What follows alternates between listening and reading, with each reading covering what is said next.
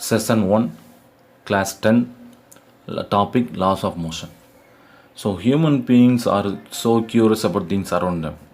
Some bodies are rest or some bodies are motion. So, when a body is at rest, start moving, the question rises in our mind, what causes the body to move? Similarly, when a body comes to rest, and one question is rises, what cases brings it to rest? If moving object speed up or slows down or change its direction, what speed up or slow down the body? So these are the questions whenever we approach that object rises. So one answer for all these questions that is called force. So force is nothing but which is body needs a push or pull to move or bring to rest or change its velocity. Hence this push or pull is called a force. So next one, the mechanics. So mechanics is a branch of physics just deals with the effect of force on bodies. So already we know what is force. So this effect of force on bodies we can see in that mechanics of physics branch. Okay, it is commonly divided into branches. One is statics, another one is dynamics. So statics means it deals with the bodies which are rest under the action of bodies, action of force. So dynamics is called which is deals with the study of moving bodies under the action of force. So first one is deals with the rest. Another one dynamics is deals with the moving bodies. So these are the two topics under the mechanics. So here we can see dynamics is further divided as follows. So one is kinematics, another one is kinetics. So kinematics, it deals with the motion of bodies without considering the cause of motions. So already we know dynamics. Dynamics is deals with the moving objects, moving bodies under the action of force. So kinematics, it deals with the motion of bodies without considering a cause of motion. Another one is kinetics. So it is opposite to kinematics. It deals with the motion of bodies, consider the cause of motions. So what are the causes of motions that bodies moves? This deals with the in the topic of kinetics, and without considering the cause of motion, it deals with the topic of kinematics.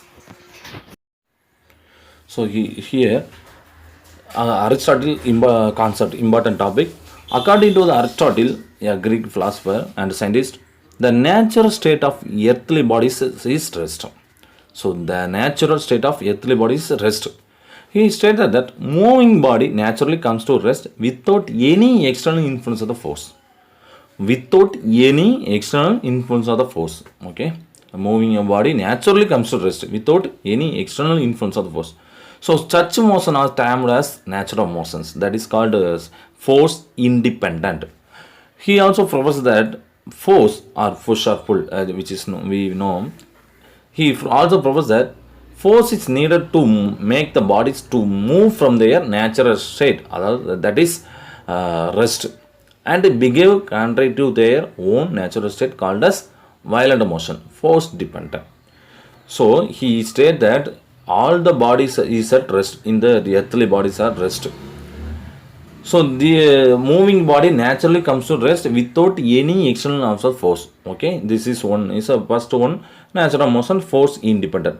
And he also proposed another term which is force is needed to make the bodies to move from their natural state. That is called as rest from their natural state and behave contrary to their own natural state. This is called as violent motion, force dependent. He also said that when two different mass bodies are dropped from their height, the heavier body falls faster than the light one.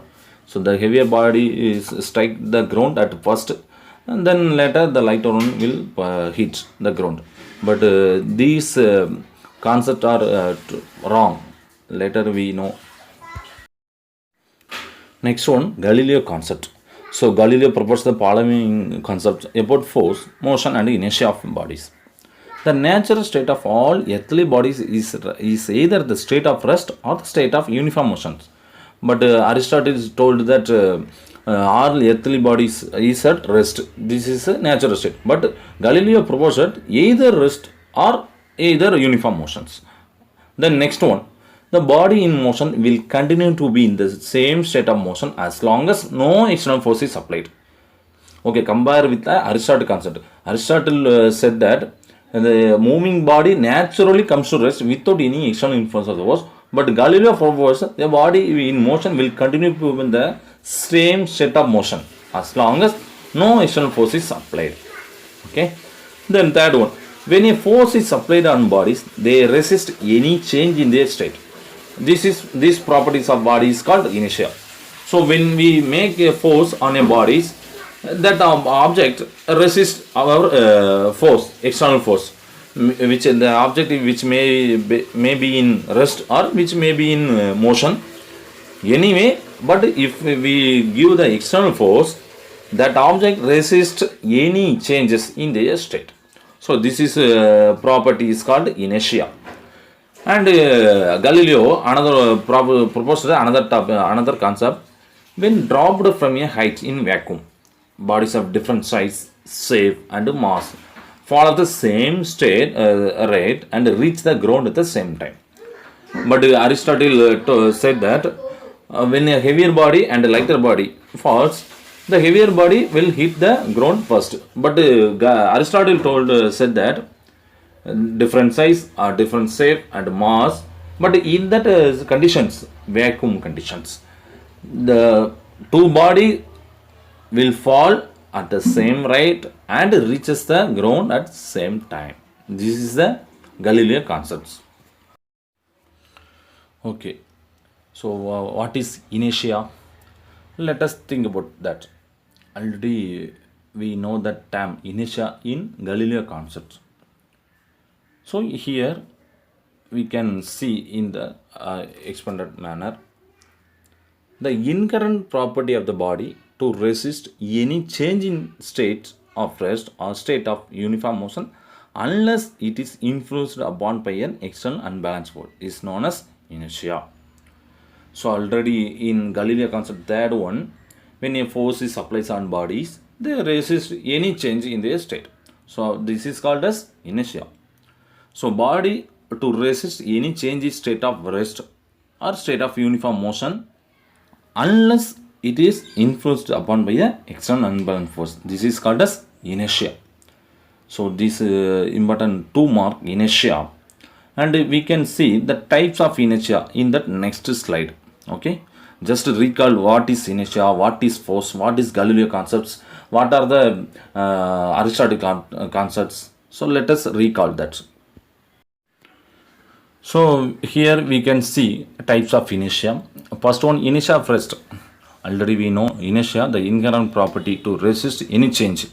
Okay, first one, inertia of rest. The resistance of the body to change its state of rest is called inertia of rest. So if a body is at rest, if we give the external force, the resist its state of rest, that is called inertia of rest. Let us think about the best example for the inertia of rest. You can think about what are the some examples. So here, when we vigorously shake the branches of tree, some of the leaves and the fruits are detached and they fall down. This is the best example for inertia of rest. Okay. So next one, inertia of motion. The resistance of the body to change its state of motion is called inertia of rest. So when a body is in motion, uniform motion or moving, okay. So when we give the external force, they resist the change of state of motion. So this is the inertia motion. So we can see the best example for inertia motion. An athlete runs some distance before the jumping. So already we all know, we all see athlete running and jumping for the long jump. Okay, because this will help him jump longer and higher. Okay, so suppose if the athlete jump from that position to next position, he will reaches a small distance. But when an athlete runs some distance before jumping, he will jump higher and longer distance from that previous one. Okay, this is example. And next one is inertia of direction. The resistance of the body to change its direction of motion is called inertia of direction. When we give the external force, that force resists the body to change the direction of motion. This is called as inertia of direction. So when we give the external force, that object resists our external force. Okay, so for this we can see the one examples. When you make the sharp turn while driving a car, when you drive a car, sharp turn, you will tend to lean sideways. Okay, already we all experienced by that this inertia of direction. When we are in the bus will take a sharp turn, we all lean sideways, depends upon the position. Okay, so these are the example for inertia. Next one is linear momentum. So what is linear momentum? It measures the impact of a force on a body. So underline that word. It measures the impact of force on a body. This is a momentum. Okay, the product of mass and velocity of the moving body gives the magnitude of the linear momentum. It acts in the direction of the velocity of the object. So when a bus or car is moving with some velocity, that bus or car has a mass. Okay, the product of that mass and velocity gives rise to linear momentum. So linear means it moves in a straight line. Okay, this is a concept. Okay, linear momentum is a vector quantity. So what is vector quantity? Let me recall, let us think. Vector, already there are two terms. One is scalar, another one is vector. Scalar means it gives the value only, magnitude only, but vectors gives the magnitude as well as direction. So this is a vector quantity. Some of the examples you can think about, some of the example of vector quantity: force, okay, acceleration, so displacement, velocity. These are some examples for vector quantity. And for that scalar quantity, you can think about speed, distance. Okay, so linear momentum is the impact of force on a body. Okay, it measures the impact. Okay, so product of mass and velocity gives the linear momentum. Okay, so let us see that formula. Linear momentum is equal to mass into velocity. So in physics, the term, the symbol P is denoted as linear momentum. So P is equal to mv. It helps to measure the magnitude of the force. Okay, underline that word. It helps to measure the magnitude of the force. Okay, units in SI system: kg, m, s power minus 1. Kg means kilogram, m means meter, second, s means second. So kilogram, meter, second in mass in SI system. So in GGS system, so kilogram is converted into gram, meter is converted into centimeter, and second as well as second. So this is a symbol notes for linear momentum.